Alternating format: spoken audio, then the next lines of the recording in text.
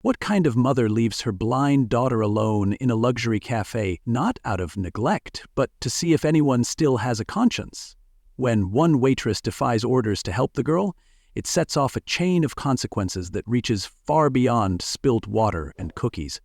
Because this child isn't just lost, she's the daughter of a billionaire who uses guilt as currency and power as a shield, and what starts as a simple act of kindness will crack open a sealed past, expose a buried scandal, and force the woman who controls everything to face the one truth she can't rewrite. This isn't just a story about compassion. It's about the cost of conscience in a world where silence is bought and seeing clearly comes at a price. And by the end, the woman with everything will be begging the woman with nothing for a second chance. But first, leave a comment below to let us know where you are watching from. And if you like fascinating stories like this, don't forget to hit that subscribe button, because tomorrow we have another incredible story, and there are many surprises waiting for you in the next parts. Lumiere Cafe was the kind of place where the coffee had a publicist. Everything sparkled like a jewelry ad, from the glassware to the artificially friendly waitstaff. Nobody made eye contact unless they thought it might lead to a networking opportunity. And at table 7 sat a 10-year-old girl with her hands quietly searching for a Braille menu that didn't exist. She wore sleek sunglasses and the kind of tailored clothes you only saw on kids in press releases, but her hands trembled just slightly as she whispered, "Mommy, come back soon," over and over again. No one moved. Not the polished man scrolling stocks, not the yoga mom sipping oat milk like it was holy water, not even Kevin, the manager, who was too busy liking his own Instagram post to notice the kid drowning in silence. Jade Robinson noticed. She'd been wiping the same corner of the counter for 5 minutes, just to keep her hands from slamming a cup down. 26 years old, with rent 2 months late, a blind little brother back home, and a probationary job she could lose for smiling the wrong way. She knew this script. A rich woman testing the world's decency like it was an optional software update. Clara, that was the girl's name, sat perfectly straight, even as fear curled around her like steam off a forgotten latte. Jade leaned toward Kevin. "Has anyone helped table 7? He didn't even glance up. "VIP. Wait for the mum, she's picky. The kid's alone." "The mum's Victoria Bennett," Kevin muttered. "You want to cross her? Go ahead." "I'm not." Then came the moment. Clara's hand brushed the vase. Water spilled like time running out. The crash of porcelain sucked the air out of the room. No one moved. Not one of the high-powered, well-mannered adults around her. Jade felt something rise in her chest. Rage, maybe, or memory. Either way, it pushed her forward. She ignored Kevin's hiss behind her. She ignored the looks from the tables, the judgment dressed up as politeness. She knelt beside Clara and smiled. "Hey, friend. I'm Jade. That was quite the splash you made." Clara's lip trembled. "Where's my mom?" "Not back yet," Jade said. "Can I help you clean up? Maybe bring you something warm while you wait." Clara hesitated, then whispered, "Hot chocolate?" Jade nodded. "Coming right up." 15 minutes later, Clara was laughing. They talked about constellations you could feel instead of see, about Braille books, about why cookies should always come in pairs. Clara was sharp, too sharp for her age, and said things like, "You lie like grown-ups do, just to make it easier for you." Jade laughed and admitted the spill left a small stain. "Nothing serious," she added, "nothing that can't be wiped clean," and neither of them noticed the black Mercedes parked outside, or the woman inside it with cold eyes and a sharper mind, watching everything through the tinted glass. Because that woman wasn't here for coffee. She was here for proof. Proof of who still chooses kindness when no one is looking. And what she saw in Jade would change everything. For all of them. In every kingdom, there's a queen. She sits high, sees far, and controls everything beneath her fingertips. But queens forget. Sometimes the waitress isn't asking for a crown. She's holding a mirror, and nothing rattles the throne like an uninvited reflection of conscience. Victoria Bennett didn't come through the front door. Queens don't announce their entrance, they shift the air. And when she finally stepped into Lumiere Cafe, the temperature dropped 10 degrees. Her heels clicked against marble like punctuation. Sharp, final, meant to be heard. Kevin nearly dropped his tablet, scrambled from behind the counter, and launched into a breathless apology before she even spoke. "Miss Bennett, we didn't know you'd return so soon. We were just keeping an eye on—" But she wasn't looking at Kevin. Her eyes went straight to table 7. Jade froze mid-sentence. Her body, still bent slightly toward Clara, instinctively straightened. She didn't need to be told who had entered. She could feel it, like thunder before the storm. Kevin's voice dropped to a hiss as he pulled Jade aside. "What are you doing? I told you not to touch that table. You're on probation. Do you want me to write you up right now?" But Jade didn't respond. Her eyes were locked on the woman approaching like a legal threat in human form. Victoria Bennett was exactly what you'd expect from someone who'd built an empire out of algorithms and ambition. Elegant, unbothered, terrifying. Her face didn't betray anger. That would have made her human. No, what Jade saw was worse. Curiosity laced with calculation. Clara turned toward the sound of her mother's shoes. "Mommy." Her voice was light, joyful, unaware of the current running just under the surface. "Jade taught me constellations I can feel instead of see. Did you know you can tell the difference between a cappuccino and a macchiato by smell? And she brought me cookies even though I spilled the flowers." The girl's excitement was so pure it hit Jade harder than any threat Kevin could have made. Clara wasn't afraid. She was glowing. Seen. Heard. And now dangerously in the middle of something she didn't understand. Victoria's eyes flicked from Clara to the empty plate, the hot chocolate cup, the small cookie crumbs still dusting the table. Then she turned to Jade, slow and deliberate, as if inspecting something that had made its way into her territory uninvited. "You're Jade Robinson," she said, not asking, stating. Jade nodded, unsure whether her mouth would work if she opened it. "I see you took the liberty of feeding my daughter." She was scared, Jade replied, voice tight but level. She hadn't eaten in hours. Victoria reached into her purse, pulled out a sleek leather wallet, and held up a metallic card. "Then how much do I owe you?" Jade stared at the card, then at the woman holding it. It wasn't the offer that shook her, it was the expectation.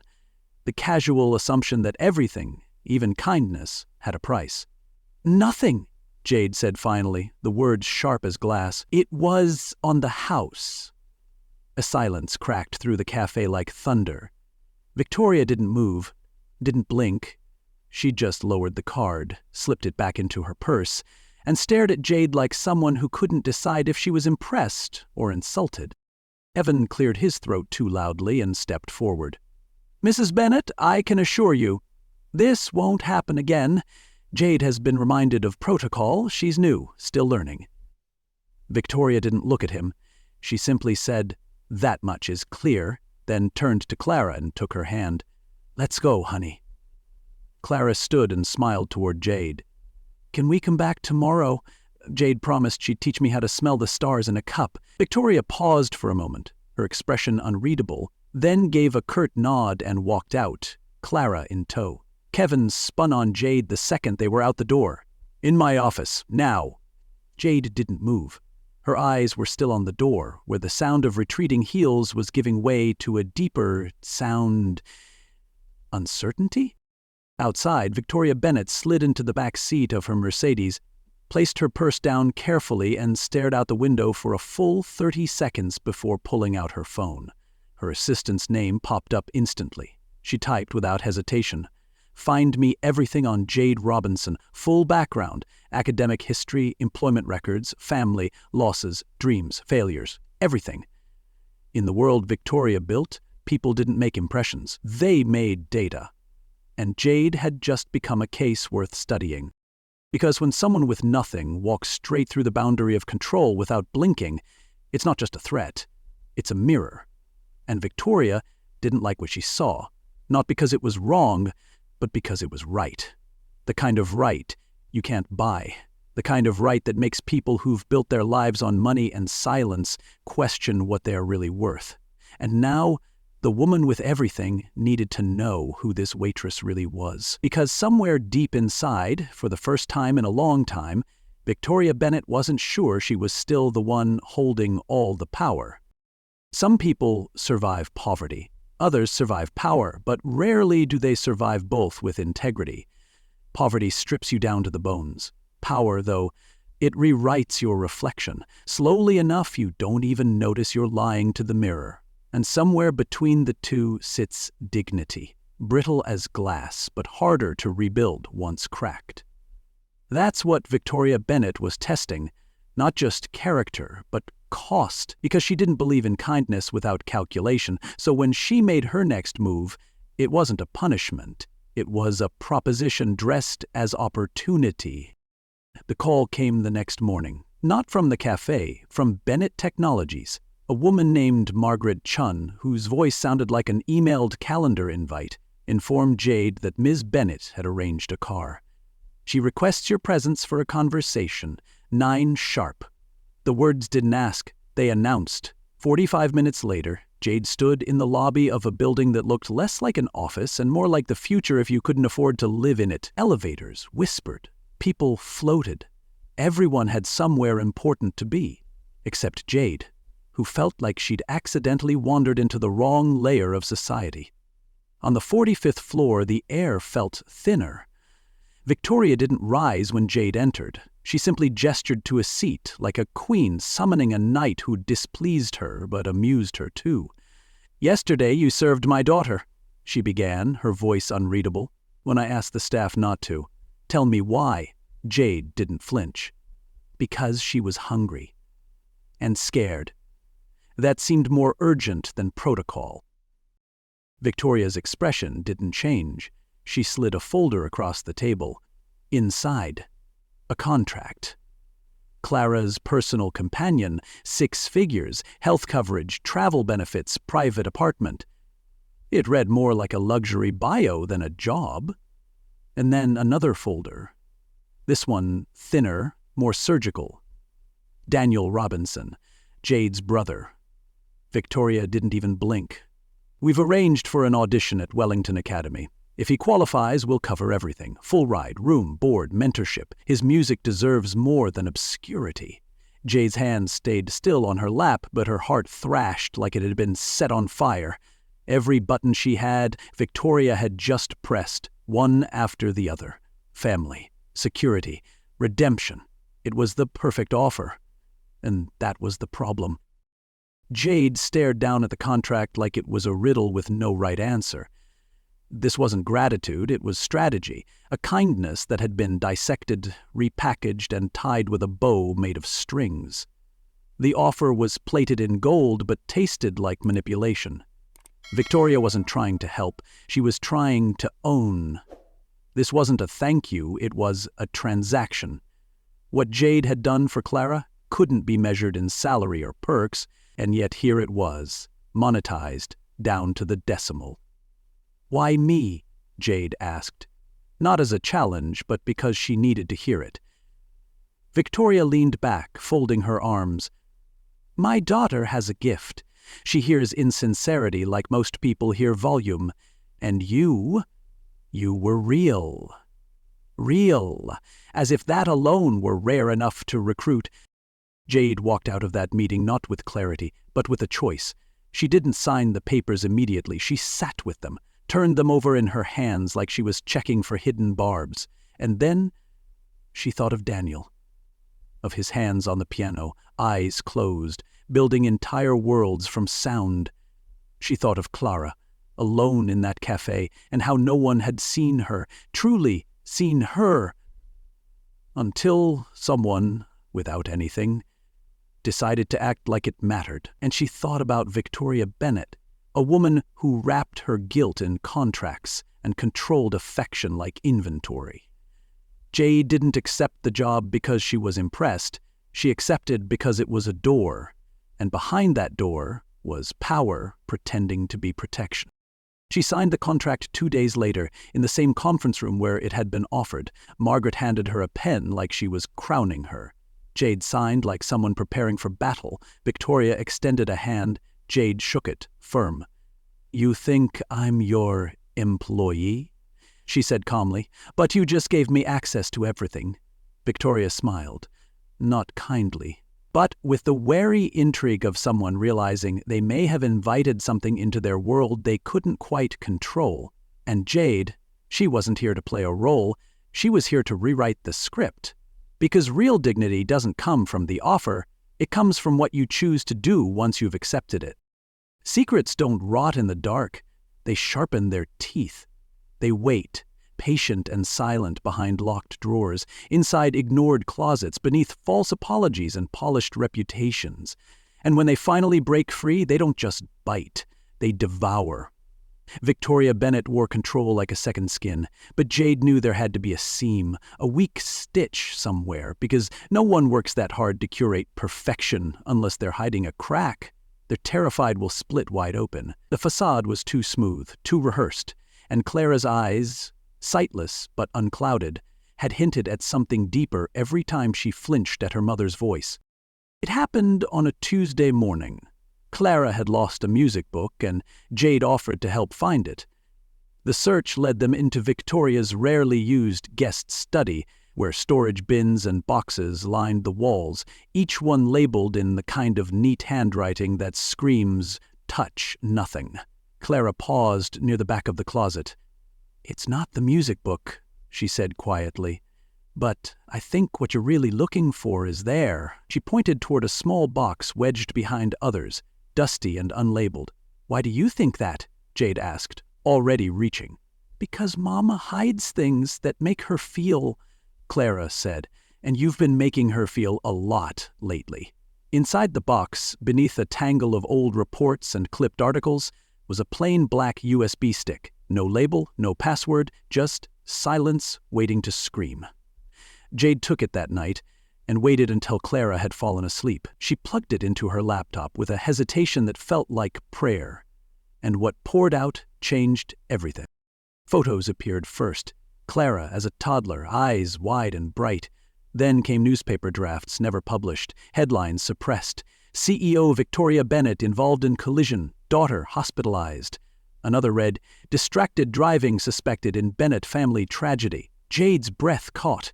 More files, court transcripts, sealed judgments, private emails between Victoria and her brother Trevor. One message made Jade's fingers freeze. "Vic, the lawyers managed to suppress everything. Judge sealed the case. Clara won't remember.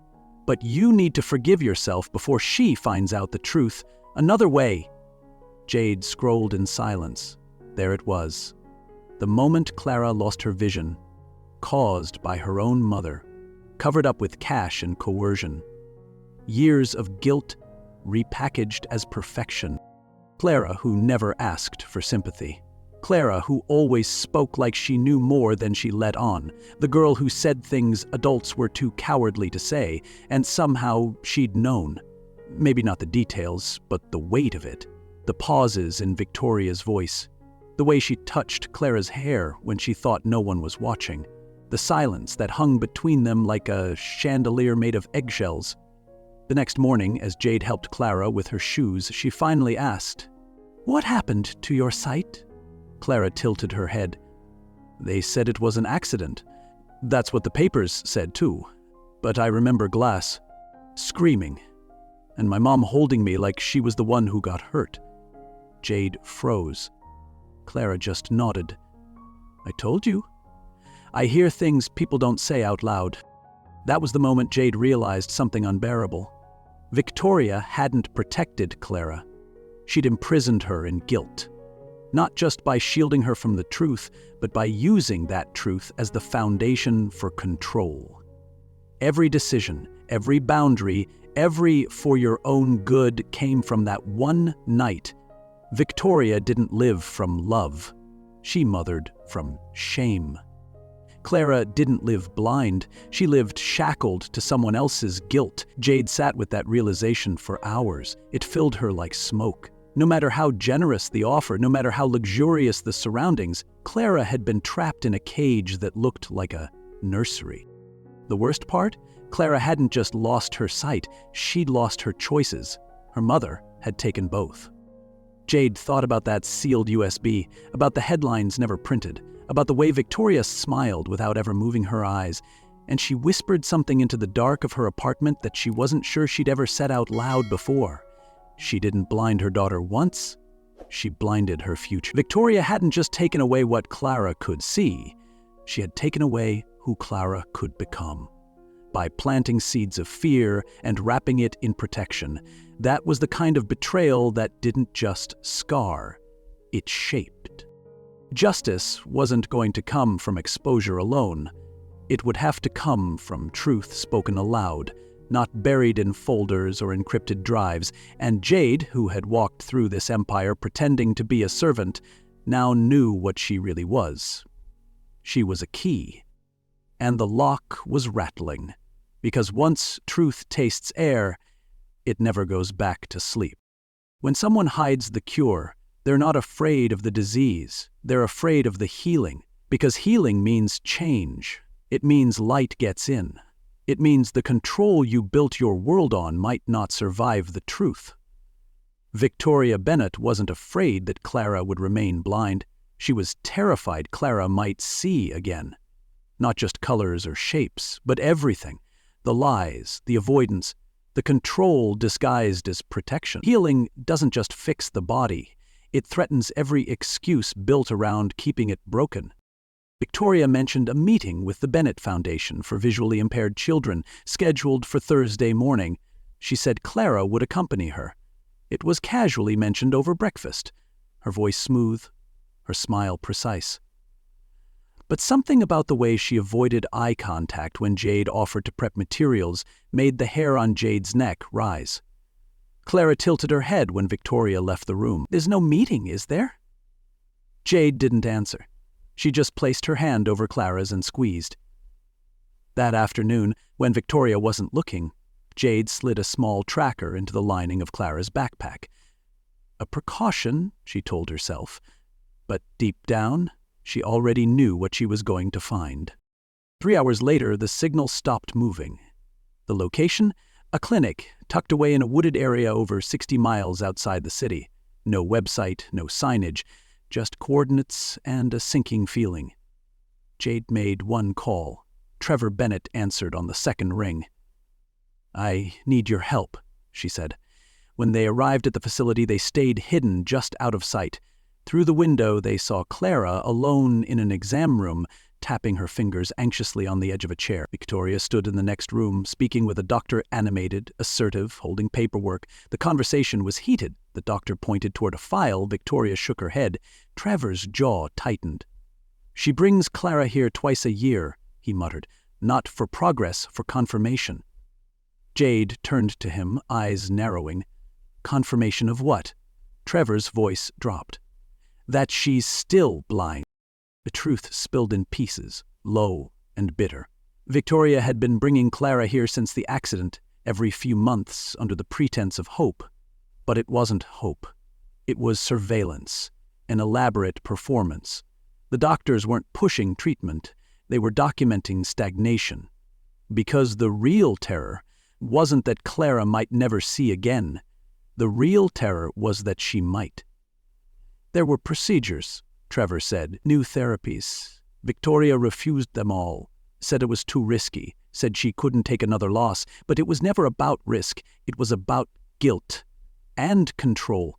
If Clara sees again, the first thing she might see is the truth. Jade couldn't breathe. She looked at the girl in the chair, waiting for something that would never come, and she knew this couldn't continue. Not for one more test, not for one more lie dressed as love. They walked into the clinic together. Victoria paled when she saw them. Her words dropped mid-sentence. "What are you doing here?" she asked, voice shaking just enough to betray the fear behind the mask. "It's over," Trevor said, placing a folder on the desk. "I have copies of everything. The accident, the sealed court records, the procedures you blocked." Victoria looked to Jade. "You don't understand. I was protecting her. I can't lose her." But it was Clara's voice that cut through the room like a blade. "You already did." Victoria turned, stunned. Clara stood in the doorway, her face unreadable but her voice firm. "I always knew you were hiding something. I heard you cry at night, and I heard the way your voice changes when you lie. I just didn't know why." Victoria dropped to her knees, trembling. "Clara, Why didn't you let me try?" Clara interrupted. "Why did you choose fear over me?" There was no malice in her voice, just quiet heartbreak, the kind that settles deep in the bones. Jade didn't move. Neither did Trevor. The room had gone still, the weight of truth hanging in the air like fog. The doctor stepped forward, hesitating. "Clara," he said gently, "there is a treatment. The success rate is improving. It's not a guarantee, but there is a real chance of partial recovery. We could try it, if you want." Victoria's mouth opened to protest, but nothing came out. Clara turned to Jade, instinctively reaching for her hand. "What would you do?" Jade didn't hesitate. "It doesn't matter what I would do," she said softly. "What matters is what you want." Clara's grip tightened, then slowly she nodded. "I want to try." In that moment, something broke. Not Clara, not even Victoria. What shattered was the lie that control could substitute for care, that silence could protect, that fear was love. Clara had been blind, yes, but she'd never been fooled. And now, for the first time, the choice was hers. Not hidden, not sealed, not denied.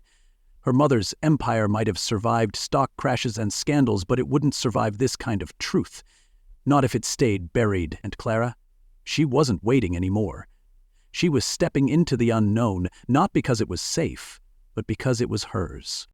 Healing isn't about fixing what's broken. It's about finally looking at the cracks, the parts you've plastered over, buried in silence, or painted in glossy success. It's not the return of sight that changes a life. It's the moment someone dares to open their eyes to everything they tried not to see. And in the Bennett household, it wasn't just Clara who was beginning to see. It was everyone. For the first time in years, the silence wasn't for comfort, it was for reverence. The kind that happens when a child opens her eyes and says, "I think I see color." The treatment didn't give Clara perfect vision, but it gave her outlines, shadows, moments of light. It gave her orange, which she described as a loud color with soft edges. It gave her the outline of a tree, the slope of her mother's face, and it gave her permission to hope. She still wore her glasses most days, but now they were paired with curiosity, not resignation. Victoria watched from the doorway each morning, unsure whether to step into the light or remain a shadow in her daughter's new world. The change in Clara wasn't just physical. She spoke more. She laughed louder, she questioned everything, and Victoria, for once, didn't silence her. Outside the home, things shifted too. The Bennett Foundation, once a high-budget PR stunt, transformed into a living organism. Funding went to real programs, labs, treatments, education for blind children in communities that couldn't afford to dream. Jade, once dismissed as the girl from the cafe, now ran point on strategy. She stood in meetings, not in corners. And Daniel, sweet, shy, brilliant Daniel, was lighting up stages at Wellington Academy. His music, once confined to the walls of their cramped apartment, now floated across halls filled with applause. For Jade, the voice that had spent years whispering just to survive had finally found its full volume. She wasn't afraid of rooms anymore. She was building them. One afternoon, Victoria lingered in the sunroom, watching Clara trace her fingers along a piano Daniel had just played. The air was warm with something that felt almost unfamiliar. Peace. She looked at Jade, standing a few feet away, arms crossed, eyes steady. "Did you know this would happen?" Victoria asked, her voice quieter than usual. "When you stepped into this world, into our world, did you think it could end like this?" Jade smiled faintly. "No," she said, "but I bet on the possibility." There was no triumph in her tone, no smugness.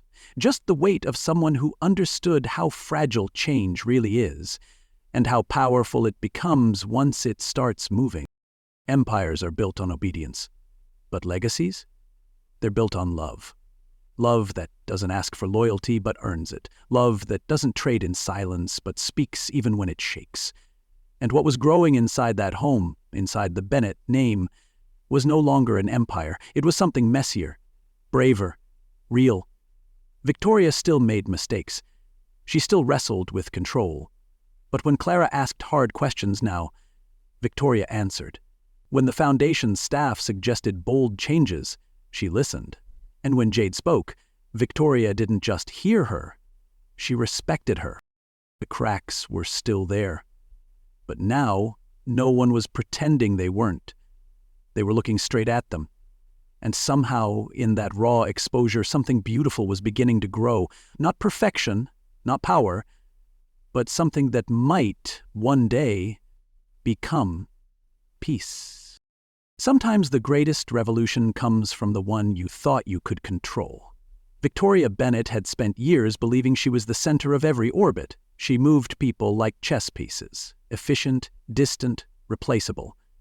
But the waitress she underestimated and the daughter she tried to manage through guilt turned out to be something else entirely, a mirror and a compass. Together they shifted the ground under her empire without shouting, without force, just by choosing honesty over fear. And the moment Victoria finally saw what had been in front of her all along, her empire didn't collapse, it evolved. Clara's birthday was the first time the Bennett mansion opened its doors to the public in years, not for politicians or donors, but for children like her. The garden was filled with laughter, hands tracing art, and music pouring from Daniel's piano like light through a cracked window. Clara stood at the center, not as a symbol of pity, but as a creator. Her exhibition, tactile sculptures designed to be felt rather than seen, drew admiration from every guest. And when a young boy touched her hand and asked, "Are you blind too, like me?" Clara smiled. Before she could respond, Victoria knelt beside him, her expensive suit brushing against the grass. "No, sweetheart," she said softly, "but I used to be, in my own way." The child nodded and ran off. Victoria stayed crouched for a moment longer, looking at her daughter, not as someone fragile or broken, but as the strongest person in the garden. Later that evening, after the last sculpture had been touched and every cookie devoured, Victoria called Jade into her study. She didn't offer wine or sit behind her desk like usual. She just slid a document across the table. Clean, simple, legal.